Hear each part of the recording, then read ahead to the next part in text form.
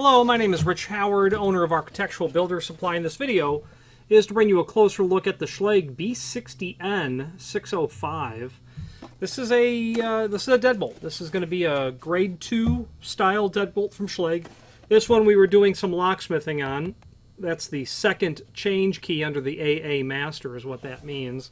This project has 10 sets of locks, an F51A Plymouth, and then a B60, key to like, front door, back door, all 4 key to like, 5 different apartments, keyed differently, 1AA through 5AA. AA is the master. Anyway, that's what that 2AA meant on that document. Now the B60 belongs to the family of lock sets from Schlage as deadbolts. They have a rich, long history of deadbolts. And the B60 is not among my favorite because I'm just sentimental that way, I guess. I remember the days of the B100 series, the B400 series.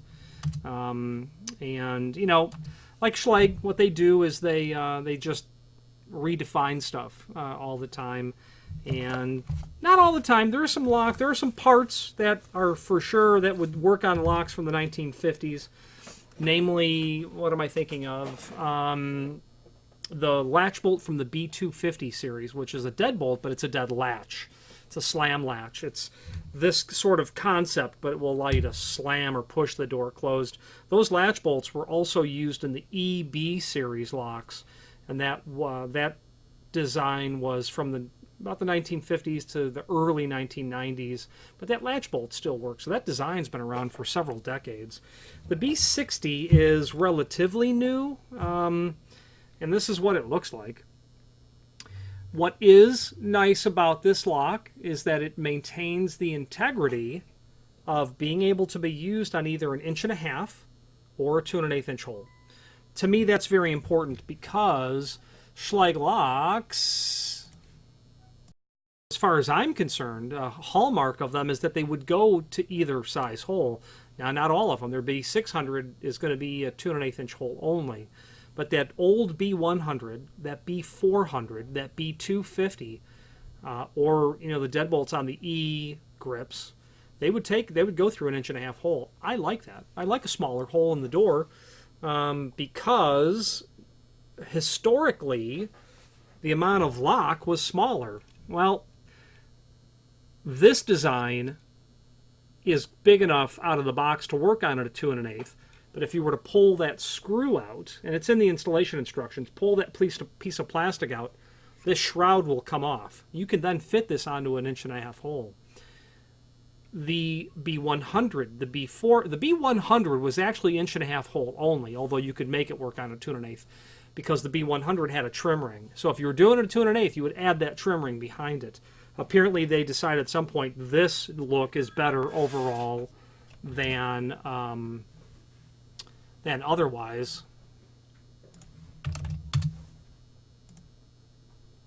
And I can't disagree. It's an attractive looking lock. You know, I like less hardware on a door. Hardware should be... There's a funny saying from a popular television show that I liked and still do. Children are to be seen and not heard. It's from Arrested Development. Hardware is to be, you know, not something that you should be commanded to look at. I like hardware when it's elegant, when it's petite, when it's effective, but doesn't overwhelm the installation. And, you know, I think big shrouds like this should be reserved for their grade 1 heavy-duty locks. That B660 is a monster of a lock. I love it. I just installed some 2 weeks ago, and I am just reminded as to how much I love that lock because of its outrageous, you know, grade 1 capacity. Grade 1 means it's 1 million life cycle testing. So anyway, this lock does maintain going on to an 1.5" or a 2 1/8. I would think they'd have to because of how many 1.5" holes are out there on Schlage prepped doors. E4, the B400 and the B100 series. The B400 was their predecessor of the B600. It was their grade 1 lock, and it was a heck of a lock. Huge bolt inside of it. Nice look because it was really small, 1.5-inch hole only, and it was really petite. And depending on the thickness of the door, you could make it stand really close to the door as well. Nice looking stuff. Anyway, the B60 will allow you to go 1.5-inch or 2 1/8. It's obviously going to be available in all of the finishes that Schlage can do their work in. This is going to come out of the box with this shroud, and if you are doing a fire-rated door, I'm sure it's mentioned in the installation instructions, you have to have that shroud installed. And the link to the installation instructions is down below this video as well. I don't see it being mentioned as a UL requirement. Forgive me, it is most certainly mentioned. Important for UL functions only. You're going to have an additional piece of equipment which is not in this box, and that's because this is not a UL version of the lock. So be mindful if you're putting this onto a fire-rated door, you would be obligated to install hardware that was listed and or labeled. Listed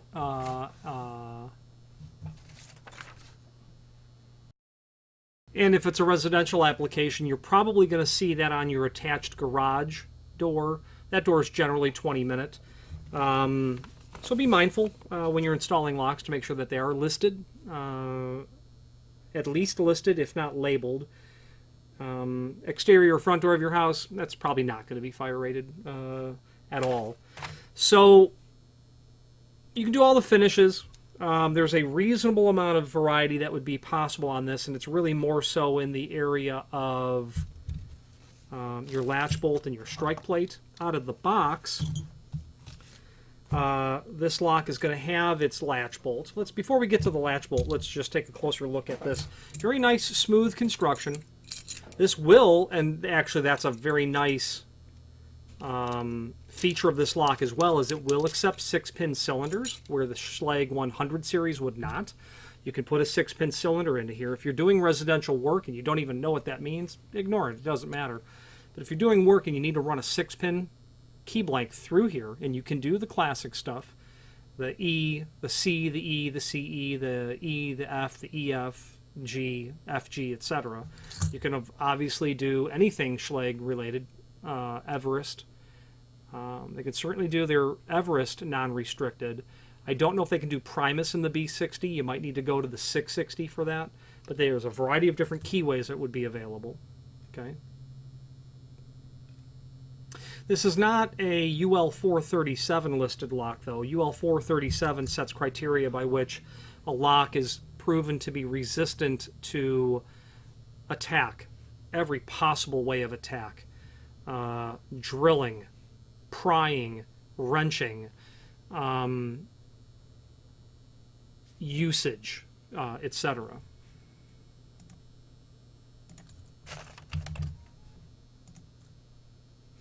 So if you need a UL 437 lock, if your spec says that, you're going to need to look at a different Schlage, the B600, and order it UL 437. That's going to give you features to the lock that are going to make it compliant with the most extreme sort of testing criteria in terms of resistance to attack, whether it be picking or prying, as I had said earlier. That standard, that UL 437 standard, is available from UL. It is a very expensive document, and I have not taken the plunge to buy it to read it. So anyway, moving forward. That's a different conversation. If you need a UL 437 lock, reach out to us. So this is an adjustable back set. You can go with 2 3/8. You can go with 2 3/4, whichever you like. Don't know if there's a 5-inch option on this. There very likely may be. Let's see if there is. Let's take a closer look. And as I pulled up the catalog to see if there was a 5-inch back set latch bolt, there is not. I misquoted myself earlier. This is a grade 1 lock. This is tested to 1,000,000 cycle, so that it has achieved the highest grade rating that there actually is. The lock can be ordered as a UL version, as we talked about earlier. You can do the dual option round or drive-in as a standard on the latch bolt. So what they're saying is, unless you specify, you're going to get this latch bolt. It's radius corners, and you can pop this off. There's a little slot there, and there's another one right here. You can twist this, twist that to remove that, to then put on the RFL, round face latch adapter. You could also order it as order the lock with a traditional square corner latch. Sometimes the locks had been triple option latches where it was square corner, radius corner, or drive-in style. If you need square corner, you have to specify that because otherwise it's not going to come square corner. The Strike is also radius corner as well. One thing that I will point out is I'm not enamored with the caliber of the finish on their brass. These used to be polished. These used to be solid brass with a polished brass plating over the polished brass over the solid brass with a lacquer on it as well. Okay.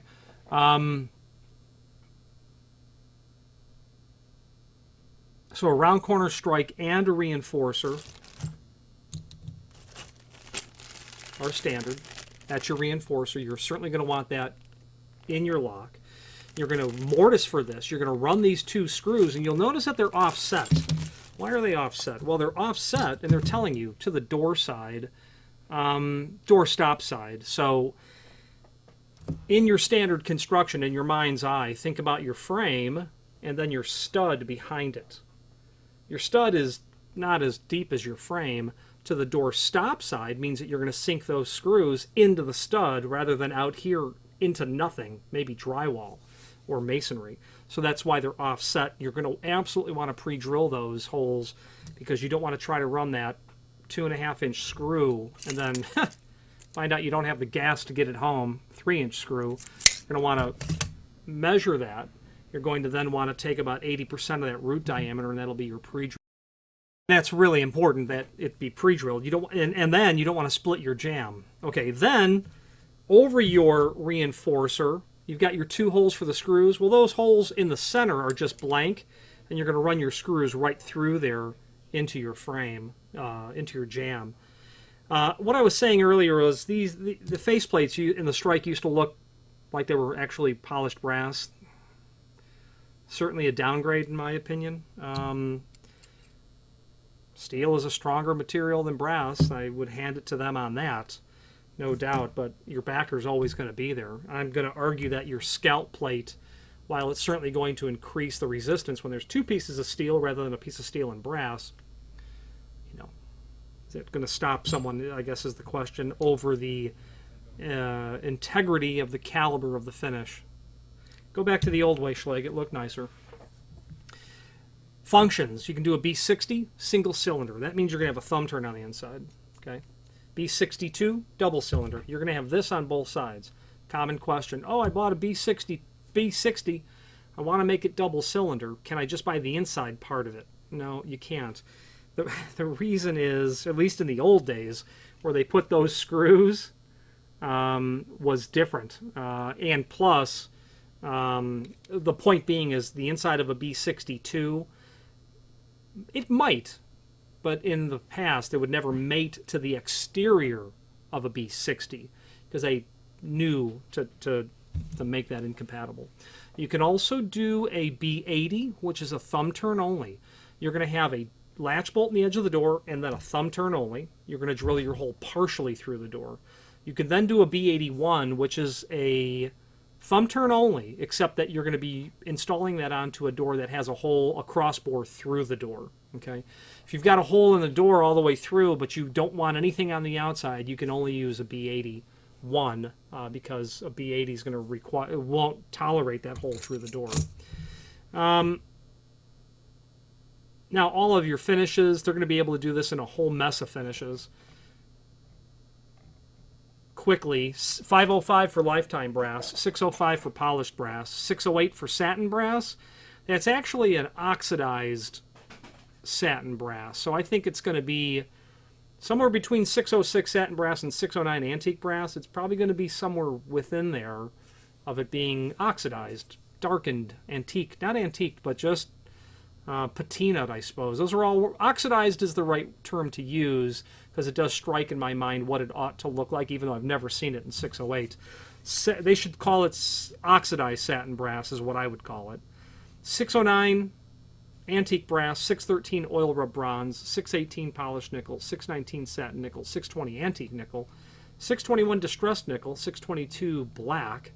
625, polished chrome. 626, satin chrome. 716, Venetian bronze or distressed bronze. They call it aged bronze. Okay.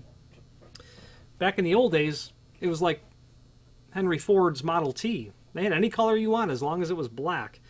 Schlage, and that's good for Schlage. Now, the B60 and their F-Series locks reside within a space in the market where it's to the right of the low-end stuff. Your Kwikset, Kwikset's not low-end by any means. Kwikset, in my opinion, its caliber is below Schlage in terms of several aspects. Quality of the components, ease of working on the material, brand recognition. I would personally say that people would assume Kwikset is less caliber than Schlage, but Kwikset's a good company. They actually manufacture more locks than anyone else on the planet, period. I was in a locksmithing class, and the instructor literally said they ship 1 million locks a day. And I have no reason to doubt that that's the case. They ship 1 million locks a day. Then your home center stuff, your super imports, your stuff that's not even graded. After you get from there to the Schlage B60 grade, now you're up to stuff that's far more expensive. Now, in that area where Schlage resides is a space in which I think you're deciding, you know, I really don't want the stuff that the track home builders use. I want Schlage. This is where I'm going. Then within the Schlage sand lot, you can do that B60. You can do that B660, that heavy-duty lock. You can stay within the universe of Schlage of all of their other locks. Their keying ability, their ability to be able to supply you with parts. So you reside in a space where I would also, however, argue that your utility falls off, meaning what you get for how much you spend. With Kwikset and the other stuff, that utility, I think, is probably a better scenario on the graph. Schlage's utility gets a little soft because it is higher cost per movement up that utility. But then when you get to the heavy-duty stuff, I think the graph actually works significantly to your advantage, where the caliber of the parts that you get is so substantially worthwhile that it's worth the extra money.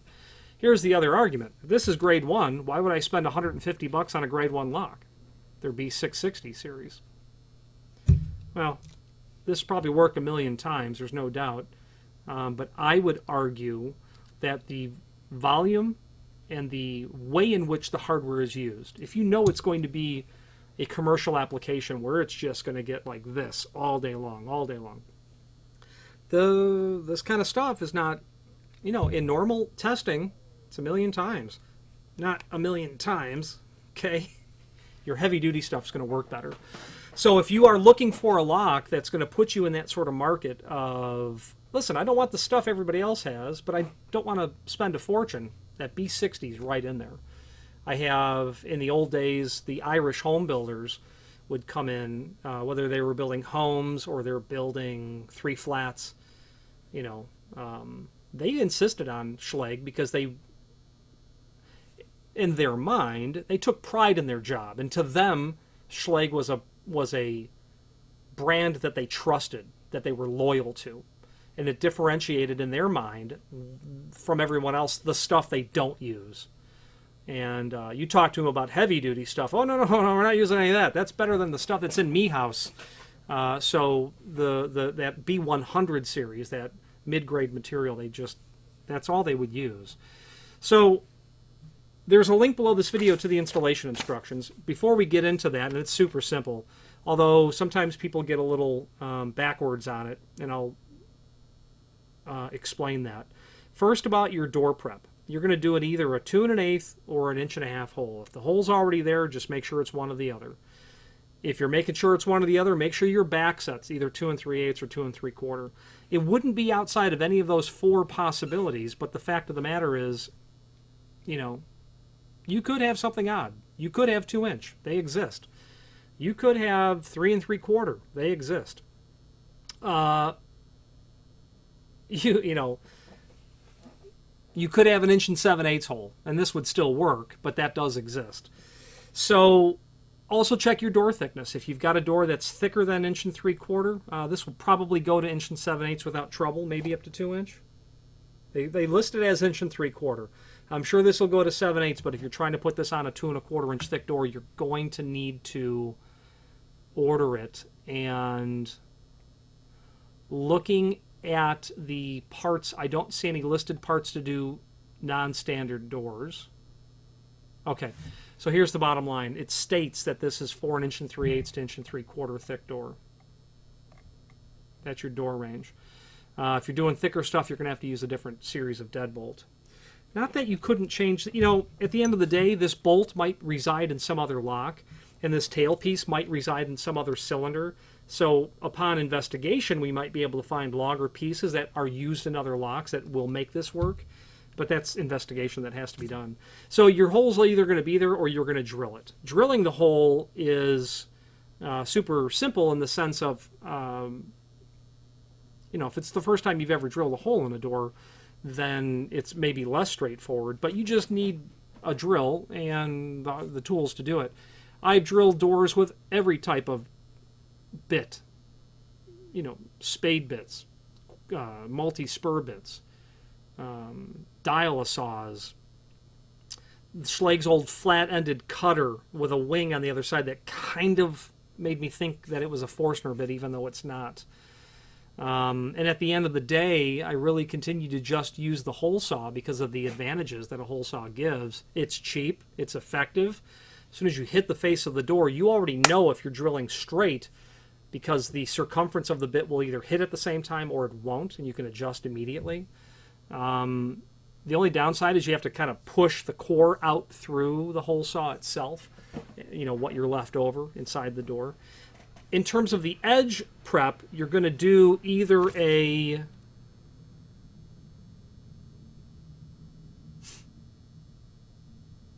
you're going to do only a 1-inch. You're going to only do a 1-inch prep in the edge of the door. What I mean is the body of this is 1 inch. This is 1 inch. This is 1 inch. When you drill through, drill straight. If you're using a fly bit, that's okay. Make sure you're drilling straight because you don't want to see any arcing half moon on one side or the other.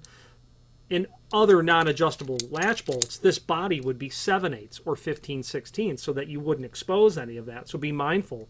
Drill nice and straight.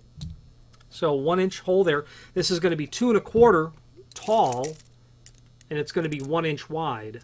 If you have a prep in the door that's 1 1/8 wide, Schlage does make a plastic faceplate adapter that you can sneak in. I don't think it's going to work on this lock. A black plastic adapter that would sneak in underneath there. You might be able to force it to go over this and fill your space, but that body is just simply too thick for it. So 1 inch wide only for this lock. If you have 1 1/8, it'll certainly fit and work, but you're going to have a 1/16 of an inch slit or slot on both sides that's uncovered. So I would use a fly bit in the edge of the door. You know, if it's a wood door, certainly. If it's a metal clad door or a steel door, you're going to have to think that through. Obviously something that's meant for cutting steel, a bimetal hole saw would certainly work. So we talked about your UL part. We talked about now what holes to drill. Your assembly is going to be simple and straightforward, and they do give you, they show you how to take that faceplate off in step 1 of the installation instructions. And step 2, you'll make your 2 3/8, 2 3/4 adjustment. Step 3 shows you how to install the latch bolt. Be sure to pre-drill that hole. Goodness sakes, you don't want to split the door. That's a problem that you're not going to be able to solve. Pre-drill those holes without exception every time. If you're going to be doing the RFL, the round face latch or the drive-in, put that block on there and then tap it with your mallet, and it will go in. If you even, you probably want to use a mallet because that needs to compression fit ever so slightly. on there, okay? So step 4 shows you how to remove that shroud if you're going into an 1.5-inch hole. Step 6 shows you how to really start putting it together. You got your outside already installed, and then bring your inside and run your 2 screws through. It's kind of handy to be able to put them on, you know, left-hand swing doors, because you can stand there, and if you're right-handed, run the screws this way. If you're doing it on a, you know, on a right-hand door, you kind of have to do it backwards, or try this scenario, and you don't want to do that. What they don't talk about here is the classic problem of you can insert the key and throw the deadbolt, but then every time you bring the deadbolt back to vertical, it draws the latch bolt back in. That's simply a problem of timing of the lock. And I actually have a video online just describing how to fix it.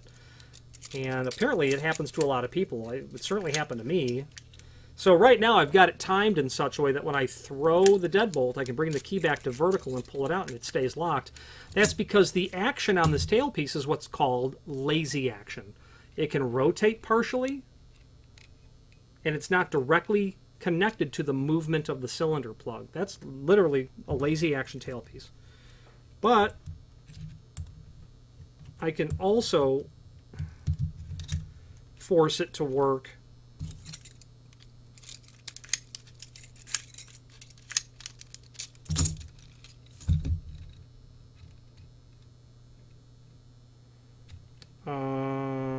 okay. I can also force it to work. Schlage may have solved this problem. I don't see, because I don't think it rotates far enough. Yeah, this lock doesn't describe it because it doesn't have that ailment. And I think that's because of how they've positioned that on a 45-degree angle. Tail pieces that go in this way have that sort of problem, and they've obviously fixed it. And the reason I say that is there is no way to change the... Well, actually, no, there is.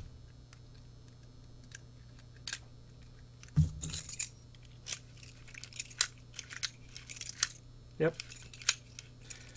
Yeah, indeed. Okay, so what I've done is, everything I just said was wrong. It can be timed in such a way that it works correctly, as it is right now. You'll notice I just rotated the tailpiece 180 degrees. Key goes in, pull it back, take the key out, throw the deadbolt, take the key out. If you were to have installed this unintentionally with that tailpiece 180 degrees in the wrong direction, you got a 50-50 chance, I suppose. You're going to exhibit the behavior where key goes in, lock's locked, I rotate the key, it draws the latch bolt back, but now I want to take the key out.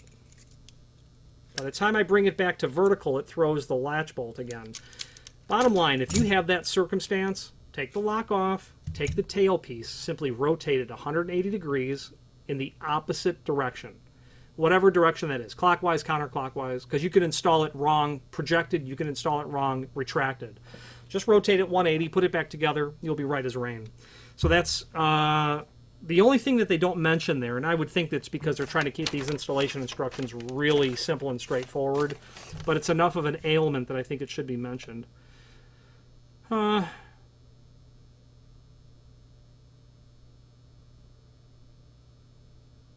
Outside of that, there's nothing else on this installation instruction to discuss. There is also a link below this video to the template that is also included in the box, along with the installation instructions. Use that as a paper template. Just put it on the door. Mark your 2 3/8 or your 2 3/4 hole correctly. Your edge of your door, it's going to show you where to place the bit for an 1 3/8 or an 1 3/4 door. 1 3/8 is the short line, 1 3/4 is the longer line. When you're putting your bit on the edge of the door, what I would always do is mark the edge of the door with a center punch or a nail set, whatever. because when you place the bit on the door, and because you're drilling a 1-inch hole, that bit, depending on the grain structure of the wood as it sits, as it hits, it might scooch off to one side, and then you're going to end up with a 1-inch hole, but it's going to be marginally off center, exposing a part of that little semicircle. So get in there with the proper tool and give it a little center punch so that your bit will seat itself in the proper place, and especially in the face of the door as well. You don't want that bit to walk at all. So this template can be used. Place on the door, double check your measurements, your height. Before you punch, make sure you're doing 2 3/8 or 2 3/4. Take your center punch, give it a whack. You're in good shape. Do it on the other side of the door. You're in good shape. Now be mindful, the back set is defined as the dimension from the edge of the door to the center of the hole. If you have a square edge door, that works. If you have a beveled door, if this is my 1 3/4 thick door, the back set's actually measured from the center of the door. So if I've got a square edge door, it doesn't matter. If I've got a beveled edge door, it certainly matters, because where are you measuring from? Either the small side or the big side back to your hole. So be mindful to make that small adjustment. That's probably not going to matter on a residential lock, because they're building these things to permit people who don't make a living installing hardware to successfully install them. That might be just simply more information than necessary when it comes to drilling it. But if you notice that your installation, you say, oh gosh, I wonder why it's like that. Well, that could be why it's like that. I'm partial to Schlage, and I hope that comes through in this video, and it's because I am a fan of many of their products. Even the ones that I don't like, I do acknowledge it as being a quality product for what it is.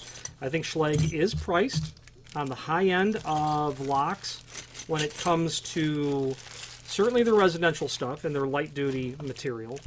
However, I would also argue that their locks are also dollar for dollar higher quality. You want to spend less money on a lock, you can certainly do that.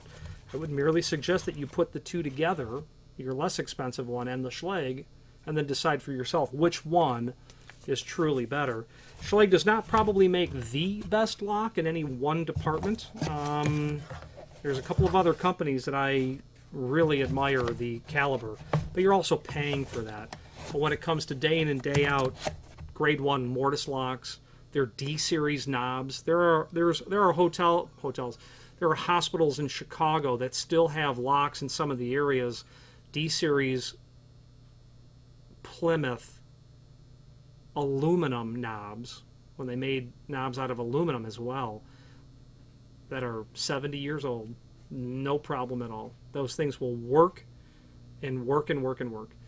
And that's the heritage of Schlage. That you're buying into a system, into a universe that you will be able to succeed in because parts are available. Published parts drawings are available. Access to exceptional technical support is guaranteed, in my experience. Availability of parts, etc. I just wish they would stop evolving your products. Do you have a lock better than the B400 series? I don't know. It's a pretty nice lock. How about that E-grip? You got one better than the E-grip? No, I don't think you do. So I'm partial to Schlage for all those reasons. Any questions on the B60N and a 605 finish or any other Schlage product, please feel free to reach out to us. And thank you very much.